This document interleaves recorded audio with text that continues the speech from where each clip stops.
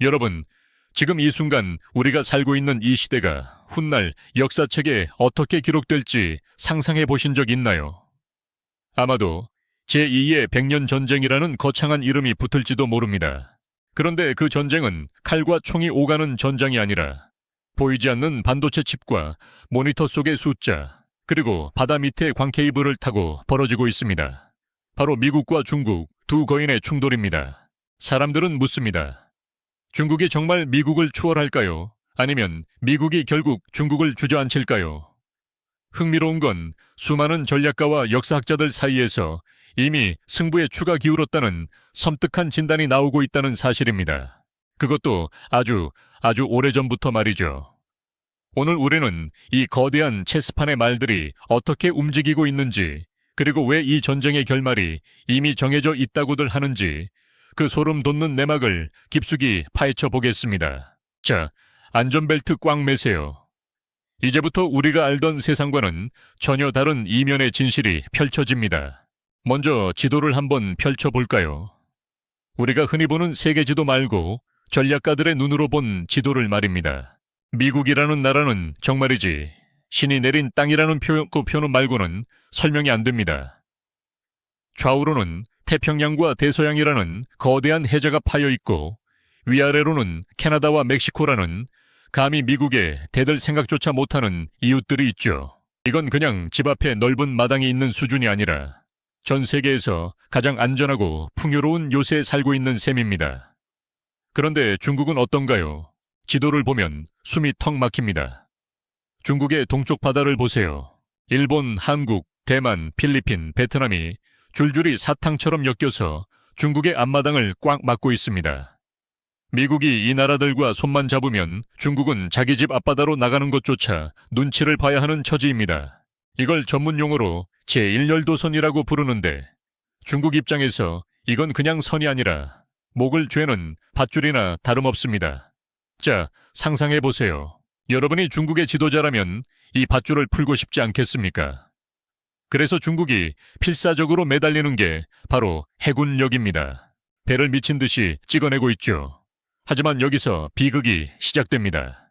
배를 아무리 많이 만들어도 그 배가 나갈 통로가 미국과 그 동맹국들의 감시 아래 있다는 건 변하지 않거든요. 서울로 치면 강남 한복판에 빌딩을 수백 채 세웠는데 정작 나가는 출입구가 전부 옆집 아저씨 허락을 받아야 하는 꼴입니다. 정말 환장할 노릇이죠. 반면 미국은 어떤가요? 미국 해군은 전 세계 모든 바다를 자기 집 안방처럼 드나듭니다. 누군가 미국의 해상로를 막으려 하면 미국은 그냥 자유항행이라는 명분으로 쓱 지나가 버립니다. 이걸 막을 수 있는 나라는 지구상에 존재하지 않습니다. 이 지정학적 차이는 단순히 땅이 넓고 좁고의 문제가 아닙니다. 국가의 생존권이 걸린 근본적인 결함인 것이죠. 그런데 지리적인 문제보다 더 무서운 게 있습니다. 바로 돈의 흐름입니다. 여러분, 전 세계에서 가장 힘이 센 종이 조각이 뭐라고 생각하시나요? 네, 바로 달러입니다. 미국이 가진 가장 강력한 무기는 핵미사일이 아니라 이 달러라는 종이 조각이죠. 중국이 아무리 세계의 공장이라고 소리쳐도 물건 팔아서 받는 돈은 결국 달러입니다.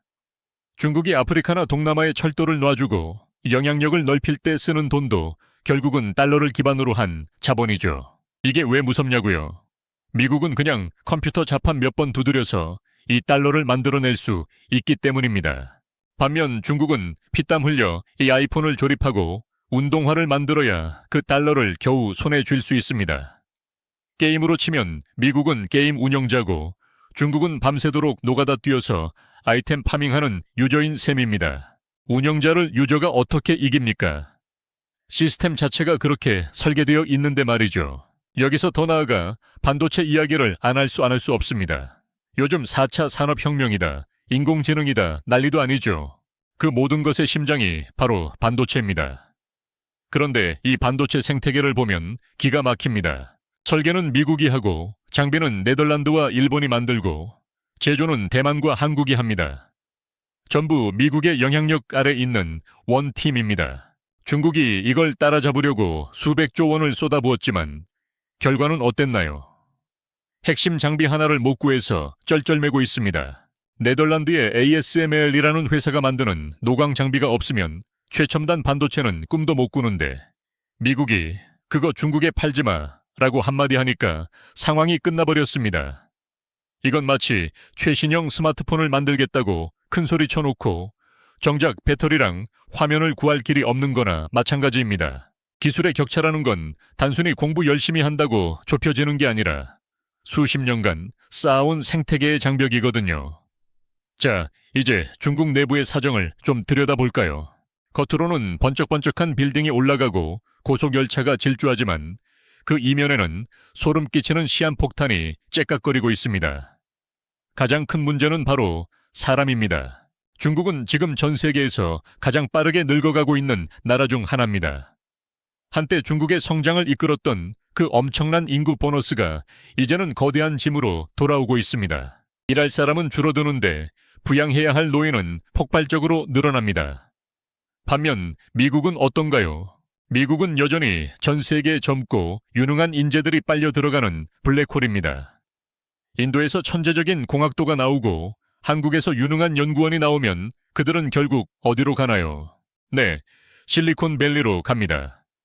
미국은 인구를 스스로 생산하는 게 아니라 전 세계에서 가장 좋은 부품들을 수입해서 쓰는 나라입니다. 늙어가는 공장장과 전 세계 청년들이 몰려드는 벤처기업. 과연 100년 뒤에 누가 살아남을까요? 대답은 너무나 뻔합니다. 그리고 또 하나, 부채의 문제입니다. 중국의 경제 성장은 사실 엄청난 빚 위에 세워진 사상 누각 같은 측면이 있습니다. 헝다그룹 사태 보셨죠? 아파트를 짓지도 않았는데 돈부터 받고 그 돈으로 또 다른 땅을 사고 이게 반복되면서 거품이 어마어마하게 커졌습니다. 중국의 지방 정부들이 지고 있는 빚은 공식적인 통계조차 잡히지 않을 정도로 심각합니다. 만약 이 거품이 한꺼번에 터진다면 어떻게 될까요?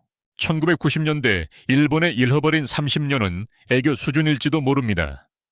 그런데 더 무서운 건 중국은 일본처럼 성숙한 선진국이 되기도 전에 늙고 병들기 시작했다는 겁니다. 부자가 되기 전에 늙어버린다와는 말이 중국 경제학자들 사이에서 공포처럼 번지고 있는 이유가 바로 이것입니다.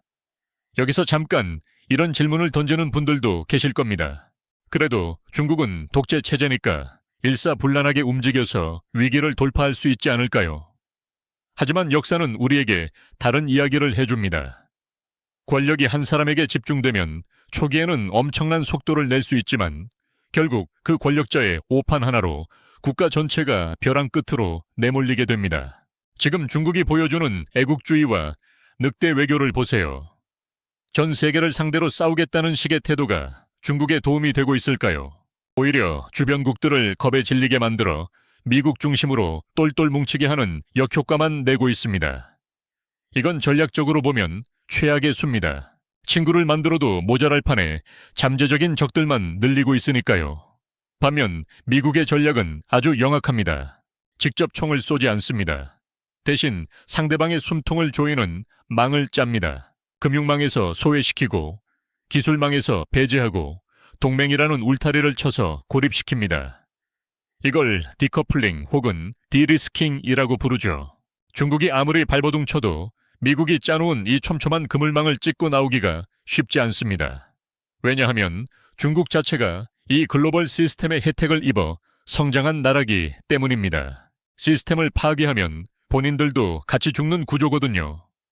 이건 마치 자기가 타고 있는 배 밑바닥에 구멍을 뚫어서 선장을 죽이겠다는 생각과 다를 바 없습니다. 결국 선장도 죽겠지만 본인도 수장되는 건 피할 수 없죠. 자, 그럼 정말 중국은 희망이 없는 걸까요? 물론 중국도 바보는 아닙니다.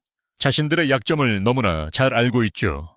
그래서 1대1로를 통해 새로운 길을 뚫으려 하고 디지털 위안화로 달러 버거요, 달러 패권에 도전하며 대만을 점령해서 앞바다의 족쇄를 풀려고 합니다. 하지만 이 모든 시도들이 하나같이 엄청난 리스크를 동반하고 있습니다. 대만을 공격한다? 그건 곧 미국과의 전면전을 의미하고 설령 승리한다 해도 전 세계 경제 시스템에서 퇴출당하는 걸 감수해야 합니다. 러시아가 우크라이나를 침공하고 어떤 대가를 치르고 있는지 우리는 생생하게 보고 있지 않습니까? 중국은 러시아보다 훨씬 더 세계 경제에 깊이 통합되어 있습니다. 제재의 충격은 러시아와 비교도 안 될 만큼 파괴적일 겁니다.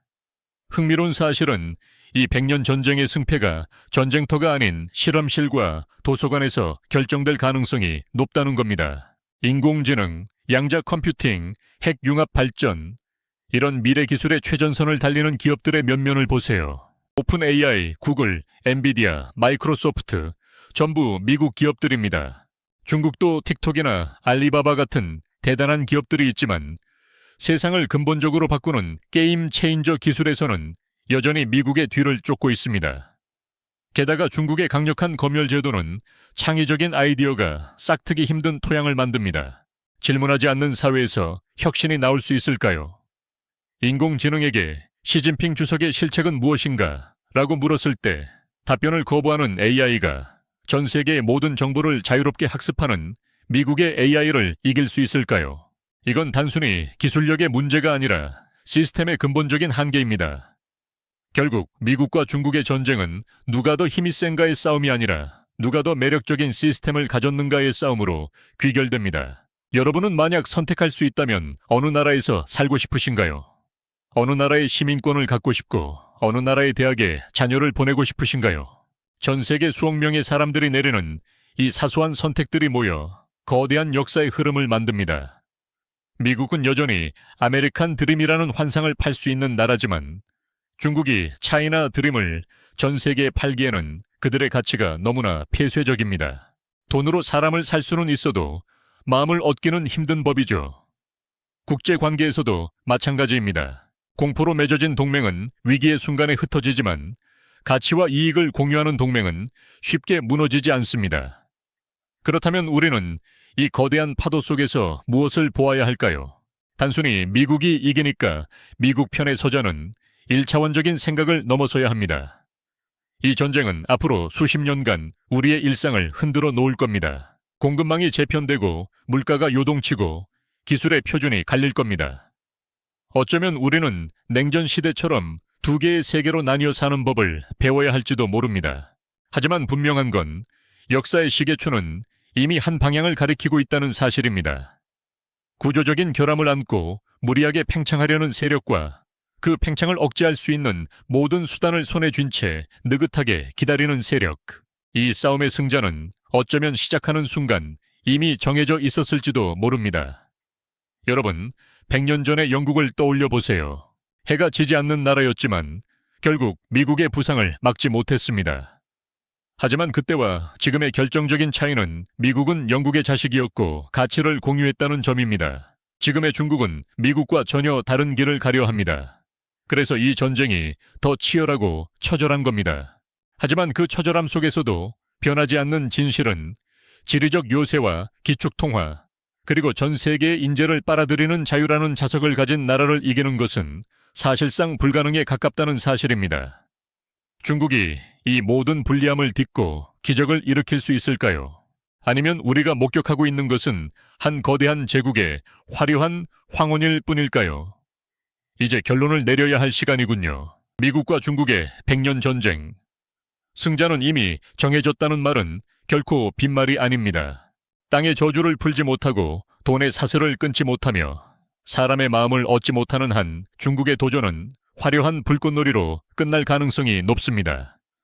물론 그 과정에서 우리가 겪어야 할 혼란은 엄청나겠지만 말이죠. 세상은 우리가 보는 것보다 훨씬 더 정교한 설계도에 의해 움직입니다. 그리고 그 설계도의 가장 중요한 페이지에는 항상 자유와 혁신이라는 단어가 적혀 있었습니다. 그 단어를 지워버린 국가가 세계의 정점에 섰던 적은 역사상 단 한 번도 없었습니다. 오늘 우리가 나눈 이야기가 여러분이 세상을 보는 새로운 눈이 되었기를 바랍니다. 이 거대한 역사의 수레바퀴가 어디로 굴러갈지 우리 모두 두 눈 크게 뜨고 지켜봐야겠습니다.